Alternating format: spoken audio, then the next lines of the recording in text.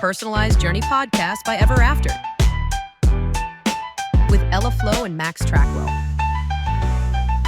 Today, we're getting into something a lot of you in customer-facing roles are probably grappling with, this idea of productizing customer success. That's right. We've seen some great input from listeners on this. Yeah, absolutely. And our aim today is really to, cut through some of the jargon and figure out what this actually means and, well, why it seems to be becoming so important. One thing that really jumped out from the material was this observation that many CS teams have programs, right? Onboarding, adoption stuff, QBRs. Standard things. Exactly.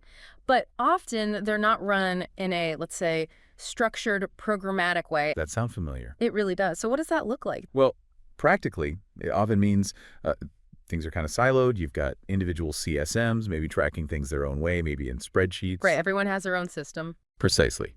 Or you have onboarding docs, Yeah. but they live in different places. Maybe some are Notion pages, some are Google Docs, and they're all slightly different. So inconsistency is a big part of it. Huge. And the result is, a customer's experience can vary wildly just depending on which CSM they happen to get.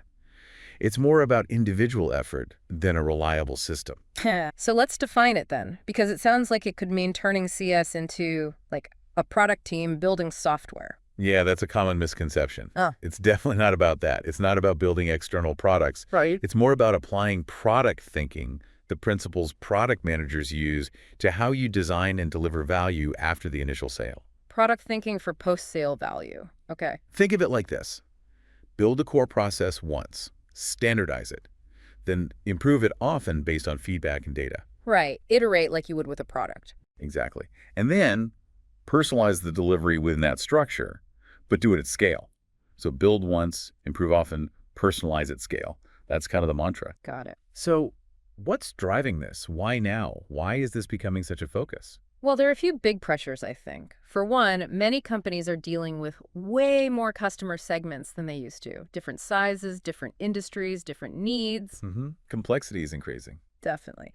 And alongside that, you've probably got a whole bunch of customer-facing assets, presentations, guides, templates, you name it, but they're often scattered. Yeah, the classic, where's the latest version of that deck problem. Exactly that. And this leads back to that inconsistency we mentioned. But let's talk about the pain. What happens when you don't do this? Friction. It's very reactive. Instead of proactive, like knowing the next step should be X for this type of customer. Precisely. You're stuck managing individual tasks instead of guiding the customer along an optimized path designed for their specific profile or goals. Okay, that makes sense. But I can hear some people thinking, wait, all my customers are different. If we standardize too much, don't we lose that personal touch, that customization? That's a super common concern, and it's a valid question. You don't want a one-size-fits-all robotic experience. Right. But here's the interesting part. Productizing, done right, actually enables personalization, but at scale. How does that work? Seems counterintuitive. It's about building adaptable building blocks. You create a core structure, but with defined pathways and variations based on key customer attributes. Attributes like Their industry, maybe their specific role, company size, the features they use, their goals. Yeah. You define these paths. Then you personalize within those paths. So you're not starting from scratch every time, but you're tailoring predefined components. Exactly. You have the core journey, but the specific content, maybe the examples used, or the cadence of check-ins can be adjusted based on who the customer is, without requiring heroic manual effort each time. Okay, I see. That sounds like it would be a huge relief for CS teams themselves. No, absolutely.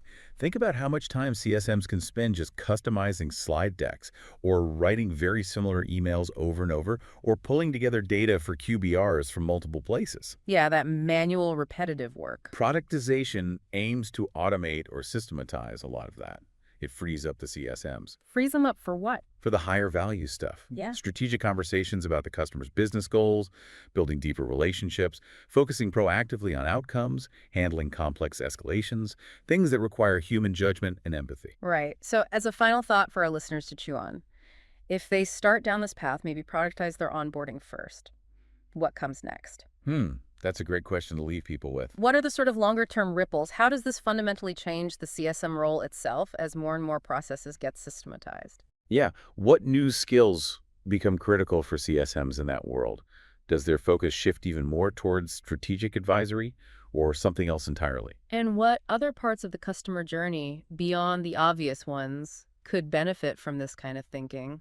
Lots to consider there. Definitely. It opens up a lot of interesting questions about the future evolution of customer success. Well, thank you for digging into this with us today. Hopefully, this deep dive into productizing CS, based on the insights folks shared, has provided some real clarity. My pleasure. Thanks for tuning in.